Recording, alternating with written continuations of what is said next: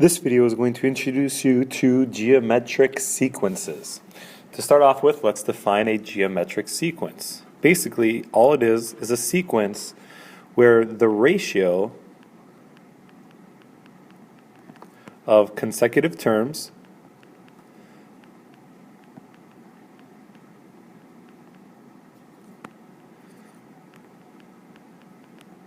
is constant. Basically what that's saying is if you divide consecutive terms, you're always going to get the same quotient or that constant. And that constant is called the common ratio,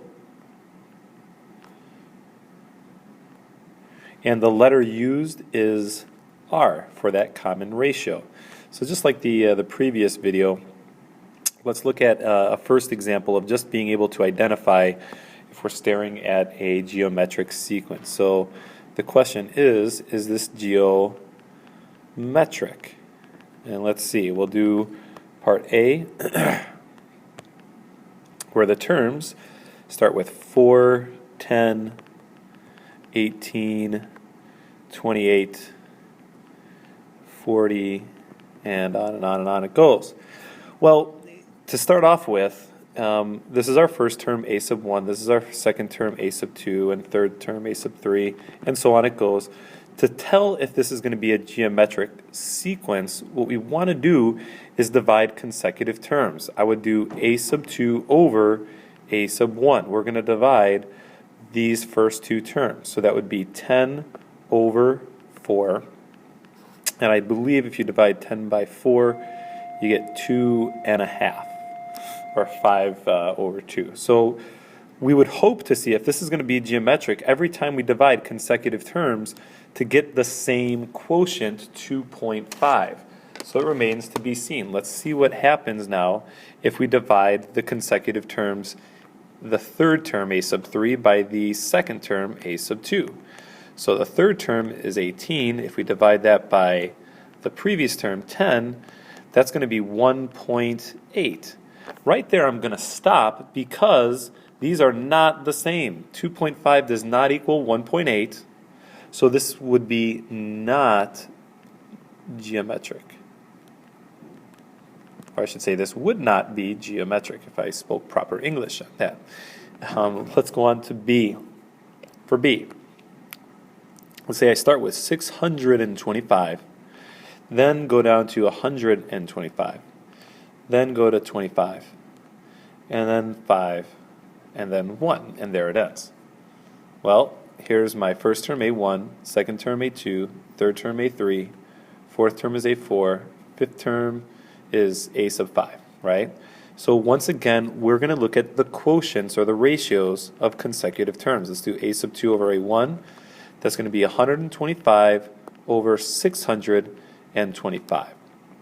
Now, if you reduce that, that's going to be 1/5 or 0.2 to start. Right now, we can't say whether it's geometric or otherwise because we have to check another couple of terms here. Let's do a sub 3 over a sub 2, the consecutive terms there. If I do that, that's going to be 25 out of 125. That reduces also to 1/5. Which is 0.2. So far we're looking good for geometric.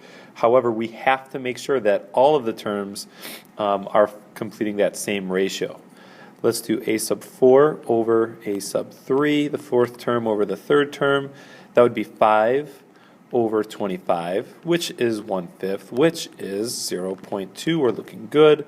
The last one to check is probably the most obvious, a sub 5 over a sub 4. That would be 1 over 5, quite literally, and it is 0.2. Notice how the common ratio is 1/5 or 0.2. So this is geometric. So I'd say yes, it is geometric. The R value, by the way, you can write as a fraction 1/5, or you can write as a decimal 0.2. Okay? Now, next thing I would like to show you is the rule to create the nth term. So the rule for the geometric series.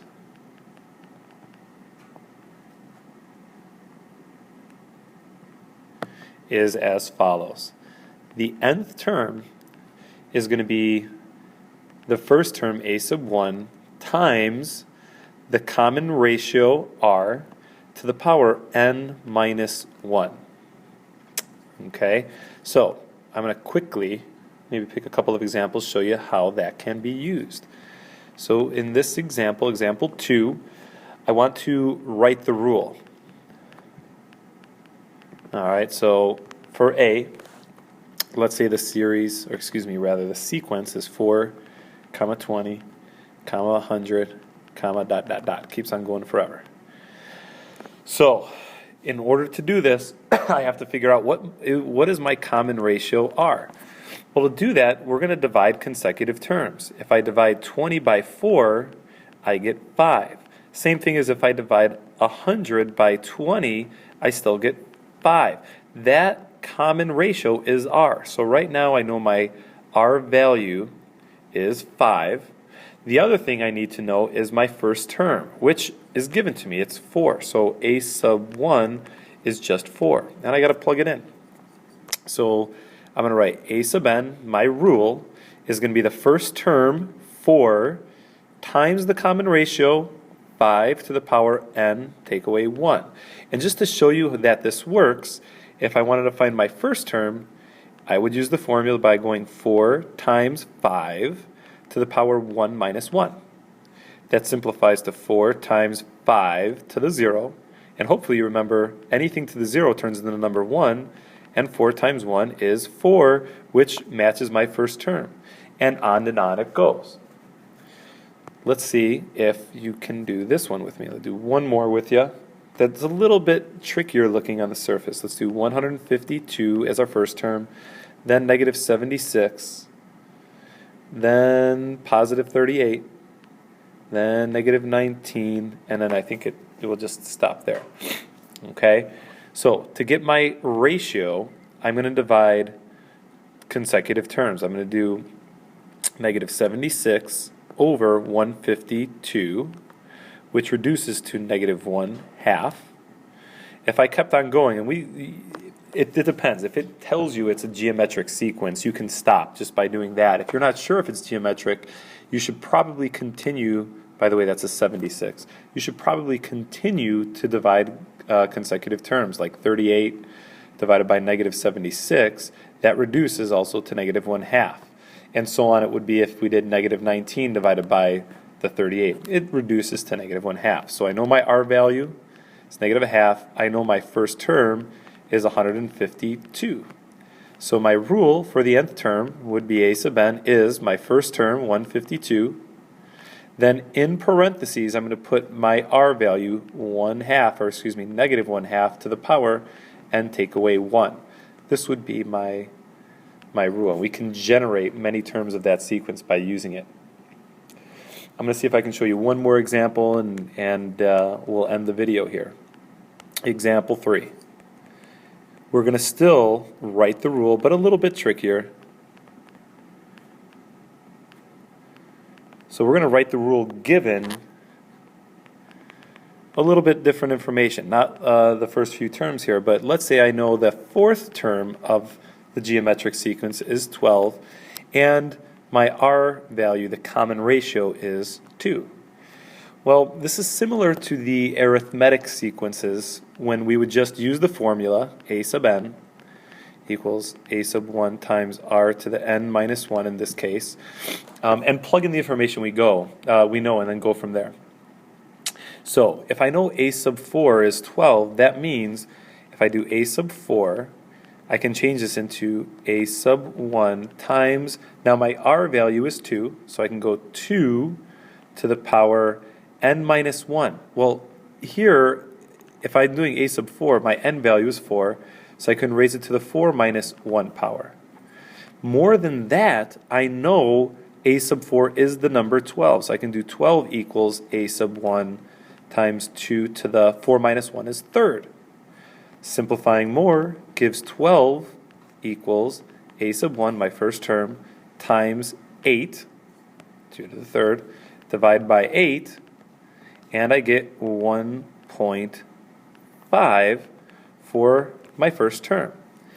So the rule now I can write as a sub n is going to be my first term, 1.5, I just found that here, times my common ratio 2 to the power n minus 1.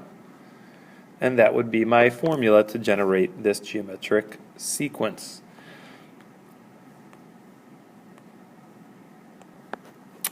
For your self-quiz, I just have two problems, just like the examples I've shown you.